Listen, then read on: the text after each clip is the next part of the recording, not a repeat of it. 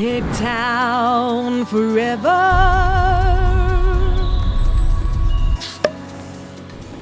Cape Town forever.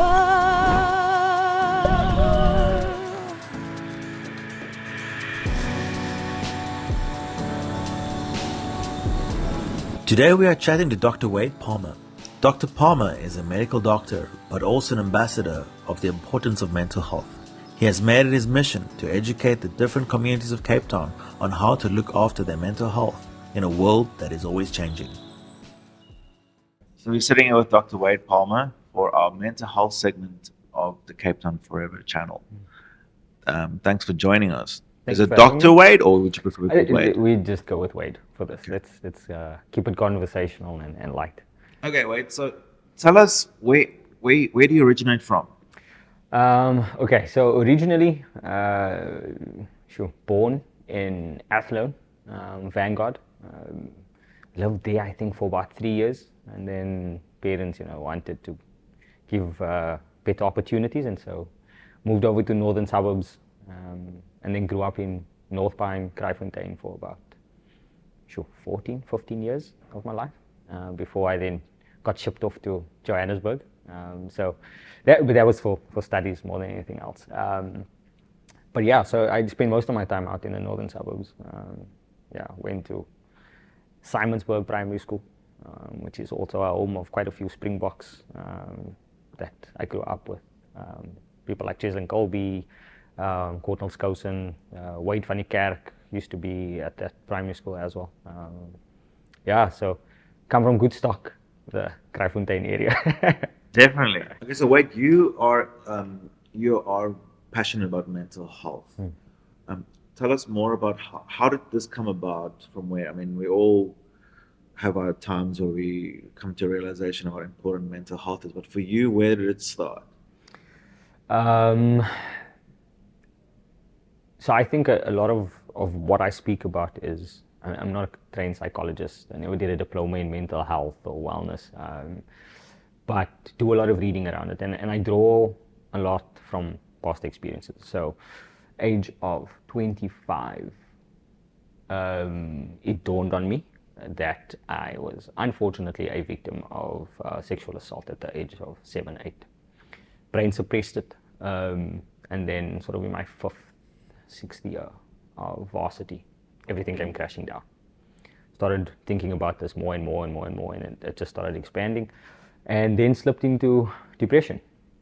And like with most things, I mean, when you start gymming, for example, you would sort of doing curls with 5 kgs is heavy, and then you build up some form of resilience to it, and then 10 kgs, and that feels heavy. So all I did was I got better at suppressing until I broke again. And every relationship after that, whether it be romantic, friendships, whatever it may be, kept breaking down.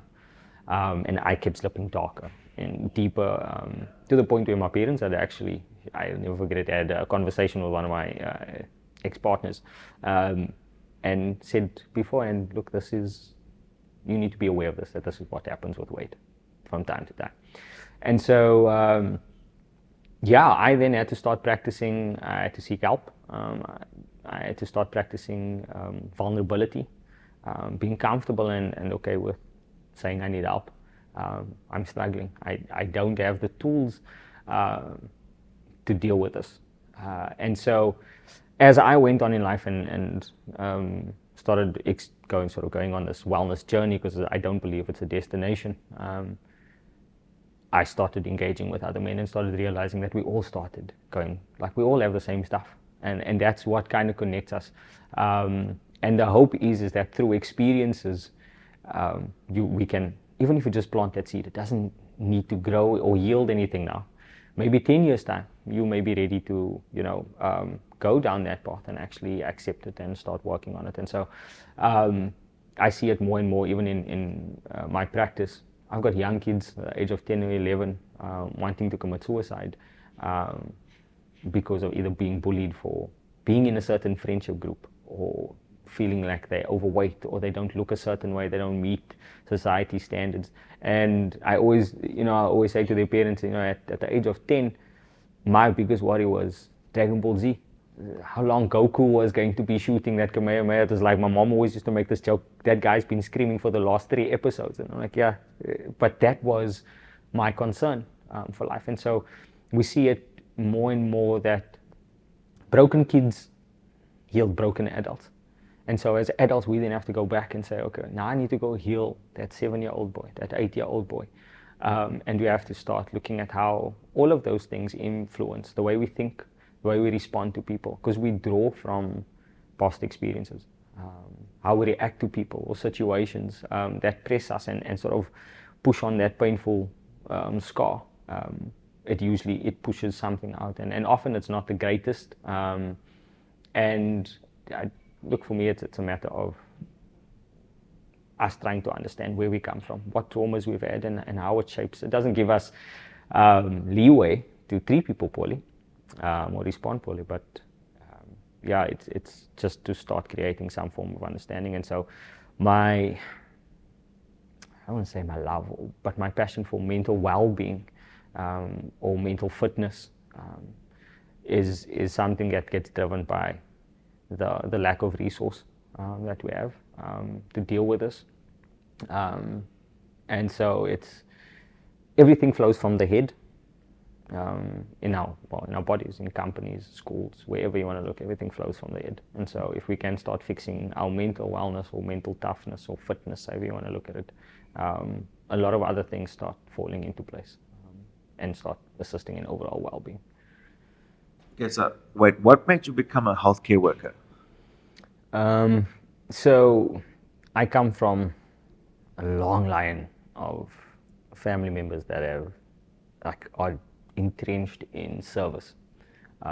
My grandparents to this day still help. They've got a organization called 𝗪𝗪𝗲 that sort of tries to bridge the gap for young people that either need rehabilitation for substance abuse and their families. They based out in Bridgetown. And so I grew up observing that. Grandparents slept with their door open. Literally, it's unlocked. You could knock there and walk in and ask for help at 3 o'clock in the morning, and they would help you. And so my other grandparents on my mom's side also just always have the door open to people. My grandfather, as far as gave his car away when he didn't have a car, but he always felt that someone else may be in need. And so, funny enough, absolutely can't deal with like a corporate environment because you deal with the same people all the time, same personalities. Whereas in healthcare, there's different people, same issues more or less, but how it comes across and how you address it is different every day. And then I also had a love for biology. I always had this dream of being Man United's sports doctor. And so that was one of the ways that I was like, okay, cool, this is how I get there. And I had this idea, I'll play professional sport and study medicine through UNISA part-time. I was like, and then when I realized when I got there, I was like, oh, you can't do that. That's not how that works. You have to, unfortunately, go to a university that offers it. But I think as I go through life, I realize more and more that this was definitely something that I was called to. My interest in holistic wellness for people beyond just the 4 walls of my practice per se, and trying to figure out how we decentralize healthcare. It always feels like there's never enough that needs to be done. And so yeah, I got into it. I feel like that seed was planted as a young child in terms of service, and then my love for biology and everything else sort of just added to it, and we're now here trying to fix something that's very broken and continues to break even more and more. That's awesome, man. Yeah. So wait, do you think mental health is more important than physical health or any other aspect of someone's health? I think it's probably the core. It's not more important. I think most of the stuff stems from there. So if we can use simple examples, like if you have a bad opinion or view of yourself physically, it is less likely that you'll end up going to the gym to try and fix it.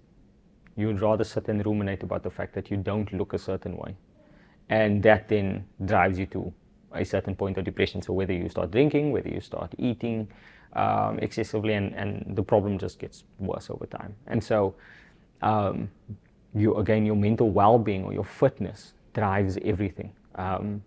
How you view yourself, how you view the world, your emotional intelligence. And as soon as you start focusing on your mental well-being, a lot, like I said earlier, a lot of the things start falling into place. It's the same with, everything runs from the head down. And something interesting was there was a study done by, it was dietitians and psychologists, and they found that you actually have a lot of serotonin in your gut. And we, for so long, have not listened to our bodies. We eat carbs, we bloat. But do we stop eating? No, we continue eating another carb. And our bodies are saying this is not good. And so when you start eating better and start eating cleaner, your mind automatically goes. And now they've realized that it's because there's a serotonin release. And so that in itself starts wiring the brain very differently. And so with mental well-being being at the core of it, it allows you to, again, how you think about your money is important, because that paves a way for either poverty or for wealth, depending on how you look at money and how you spend it. Same with your spirituality, same with how you eat, same with your physicality. And it's about that thought process around everything that adds some form of value to your life, or that will impact your mental well-being. So I mean, I go as far as saying, for some people, wine is a form of well-being for them. They enjoy it. It gives them, it may take them to a certain time and place in their life, obviously not in excess, but that specific wine perhaps may take them to a particular place in time where they may have had a beautiful moment with a family member that they don't get to see anymore, or that has passed on. And so everything has an element of wellness and well-being depending on how we view it. And so the mindset is important in terms of your other aspects of your wellness. So from a spiritual, physical, emotional well-being. All of these things are sort of driven by your mindset. And so the brain is literally a computer. The things we take in, everything we ingest. So the things we hear, whether it be external voices or internal, the things we say, the things we take in orally, like drink, eat, and the things we see. All of those things has a direct, the shortest route to your brain. And so if you think of the things that you watch, if it's adding negative value to you, in the background it's going to run as a software or program, much like when you switch a computer on and your operating systems just start automatically. It's the same with what we ingest. And so it's crucial to understand that what we ingest influences the rest of our well-being. So Wade, we've touched on the topic of metaphors of comparing people and computers. Speaking of technology, how would you think we can apply technology today to help people with mental health? Okay, so I mean, post-COVID, there's been this massive uprising in terms of virtual care and what that looks like. And so there's actually an app called Panda. It was designed by a group of South Africans.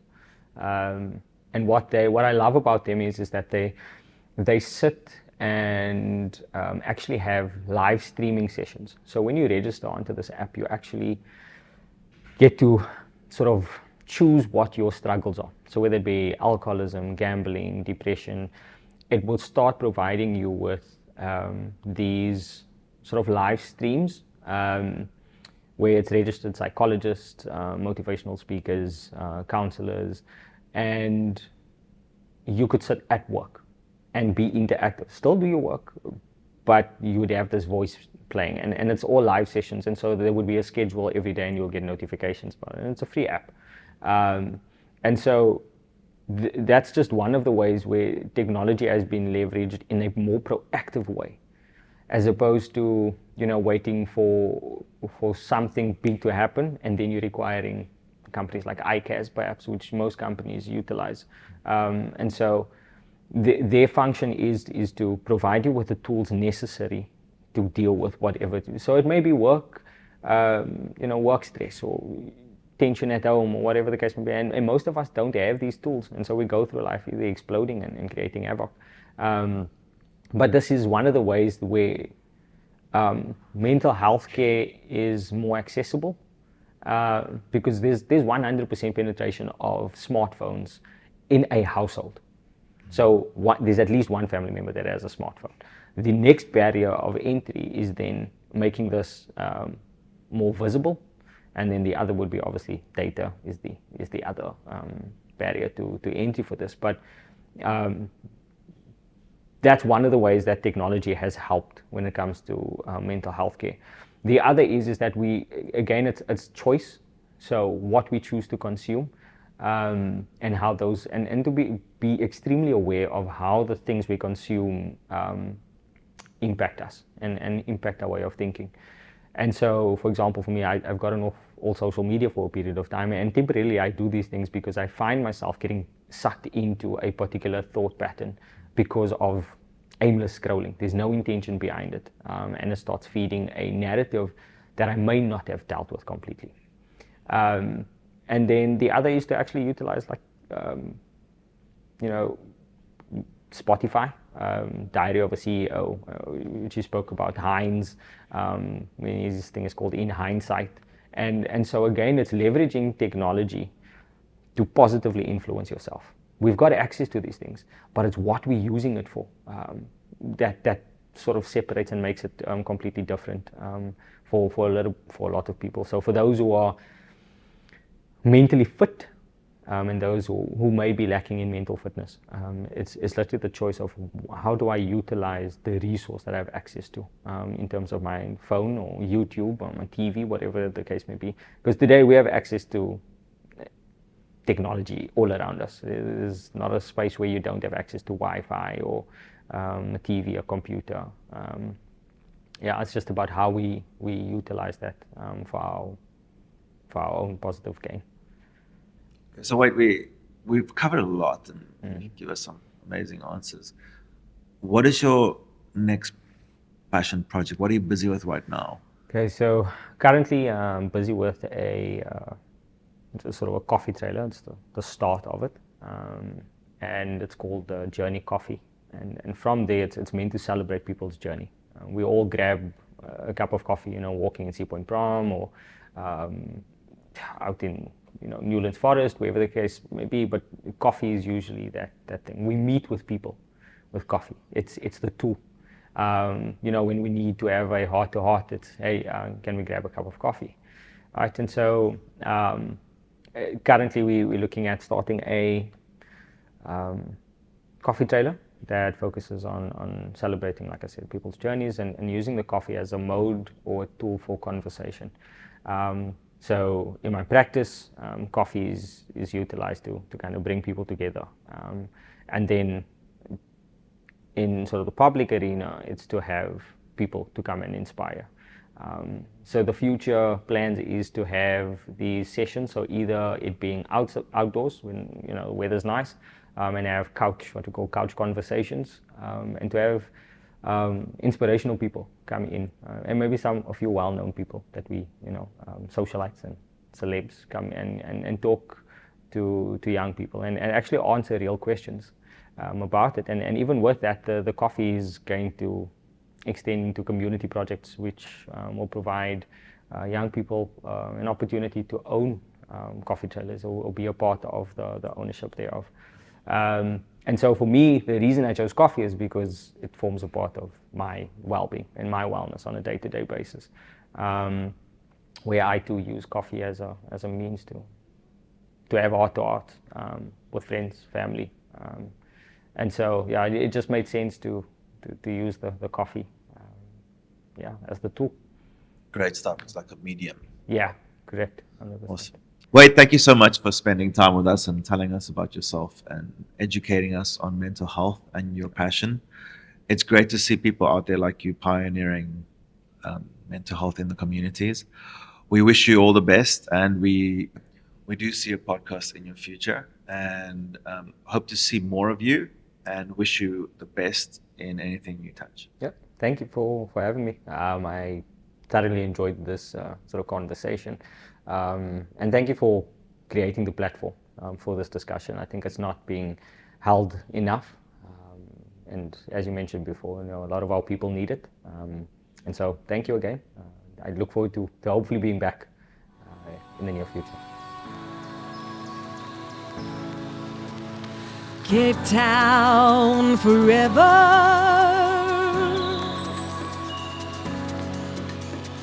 Cape Town forever.